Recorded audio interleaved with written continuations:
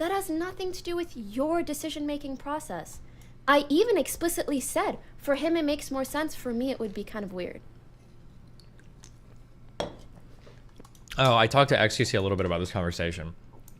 I don't want to start fights with any of these people, okay? But Poki was being incredibly bad faith. I don't want to misquote, so if somebody has the original clip, you can link me. But I remember listening to the first Poki clip, and I feel like it was something like, would I ever do something that has me get rid of my morals that much? No, wait, somebody linked me the original clip, so I don't want to be misquoting her.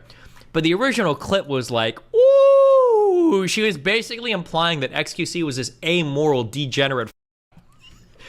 But then when Poki went to talk to him, she's like, oh, no, I'm just saying that wasn't good for me. I'm like, really, bro? Does anybody have that original, Poki clip? It was just so funny. The difference in what she said on stream versus when she expressed it to XQC was hilarious. For starters, congrats on your deal. Oh, thank you. $1 million. I tweeted congrats to XQC and Kick, because I think it's like a win-win situation for both parties. And she reached out and she was like, I was kind of surprised that you were publicly supporting it. For starters, congrats. Wait, what? I didn't follow this too. I was hoping that the DMs to Valk weren't as bad as people were making them out in the comment section. Dumb, out of context clip on this? Okay, give me, if you guys want me to catch up on this, okay, I'm gonna talk about the rest of my podcast. If you're a linker in chat, start accumulating links and then we can go over all of these later, okay? Oh wait, hold on. Oh, this.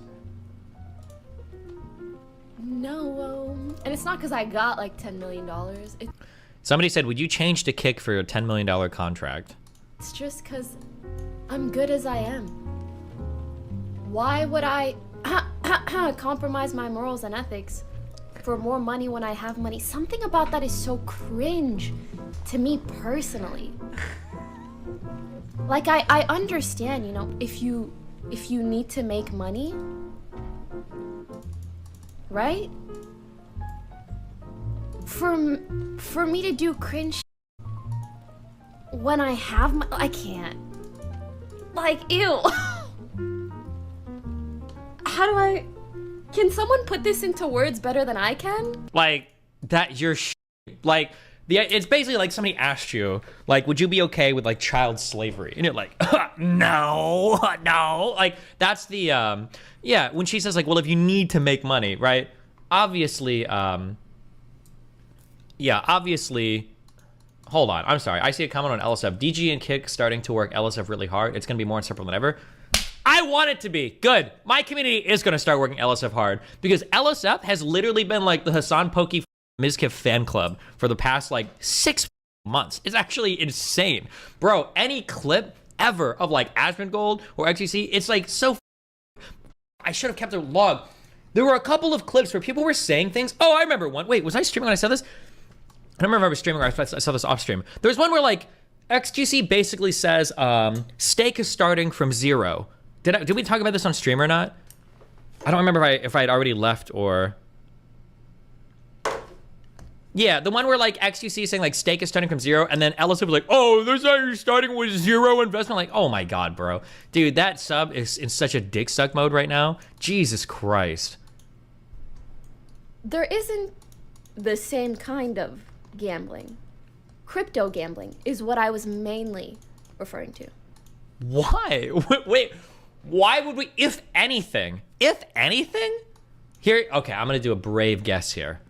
My guess is that unregulated crypto gambling is probably better than regulated non-crypto gambling just because crypto is probably a lot harder for most people to buy, right? My guess is that like senior citizens with social security checks are probably not doing crypto gambling because they have no idea how to even get money, right?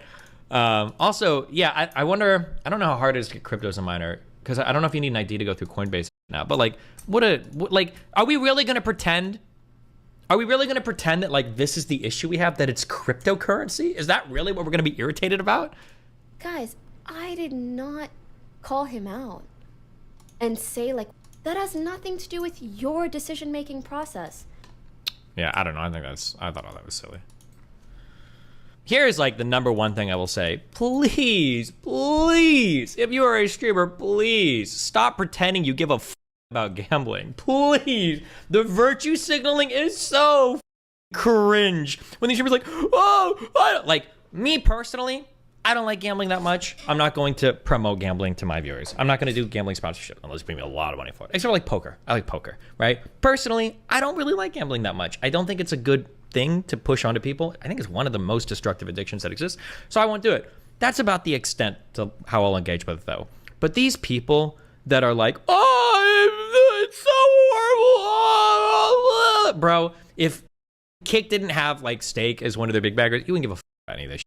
You didn't give a when Amazon signed that big deal with DraftKings or whatever. You didn't give a when Twitch, when Amazon said that TwitchCon was going to be in Las Vegas. Like you did, like nobody actually gives a about any of this. Nobody really cares. It's just a big vector to attack Kick through. And if you want to Kick or whatever, that's fine. If you want to and train, go for it. Or me, yeah, knock yourself out. But like the virtue signaling around the gambling shit is so cringe. So Poki's position wasn't all that bad then because she wasn't criticizing gambling, but she said it was against her moral. I'd have to go back and look at her clips, but I think that Poki and Osana are doing a lot of virtue signal around the topic based on the little bit that I saw, but I would have to go back and watch specifically.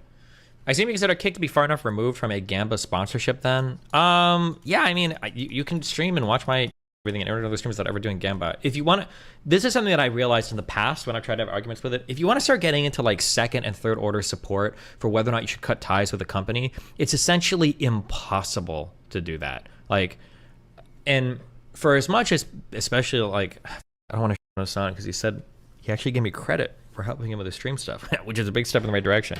But like, for as much as certain streamers give Amazon shit for being literally Hitler, it's kind of funny to do a platform that is wholly and completely subsidized, not only by Amazon, but directly by Amazon Prime.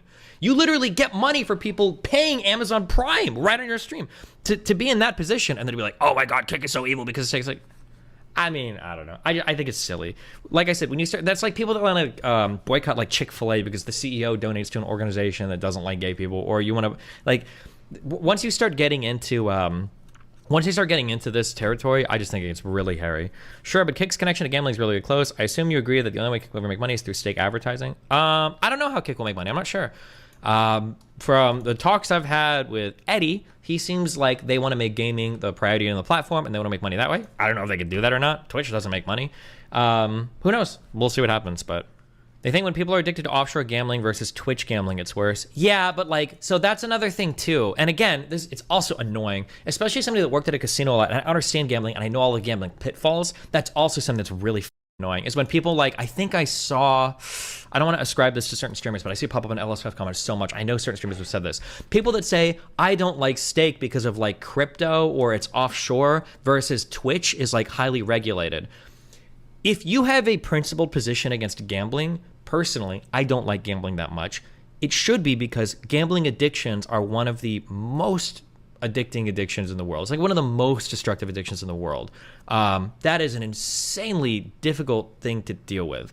But it doesn't matter if it's regulated or unregulated. Like, I watched people destroy their lives on a brick and mortar casino who probably should have been kicked out before they were, even though Harrah's had policies at the time to kick out self-destructive gamblers. I saw so many stories like that. I remember there was an old lady that used to steal food from the buffet, and then she'd come over to the cafe. She would sit down. This is a lady who was supposedly a multimillionaire. She was a 7-star customer back at the time, whatever the highest rating was. I don't know what they call it now. But she would go to the buffet. She would go in and out over the course of 8 hours. She'd steal a ton of food. She would come over to the cafe. She'd order an egg and toast breakfast, 2-egg breakfast, eggs, toast, bacon. And she would ask for she'd keep coming over to the counter. She'd ask for tons of to-go boxes. And then eventually, what we found out was she would take all the to-go boxes. She'd put them in bags. So she'd have 3 bags of 9 to-go boxes. She'd go over to the buffet, open the boxes, she'd start shoveling food into the boxes. And the reason why is because she was gambling so much money she couldn't afford to feed her family, so she would just steal food from the buffet to do it. Dude, I start like this all the time. The idea that yeah, so if you want to push back against gambling and that's fine, but don't sit here and pretend like there's this huge difference between crypto gambling and more regulated gambling. All of it can be highly addictive. Pretty sure USA versions of online casinos have significant limits in the amount you can gamble per day. Oh, is that true? Because I've never seen that in my life. When I played PokerStars, I don't know if there was a daily limit that you could gamble. Is that maybe there are some with daily limits, but I mean, I'm pretty sure even so, I'm pretty sure with those daily limits you could hit it. But and then I see somebody else said this in chat. Somebody in chat was saying that it's about kids getting addicted. In my personal opinion, if you want to stop kids from getting addicted to gambling, what you need to fight 100% against is probably the concept of loot boxes. So CS:GO skins, opening random containers.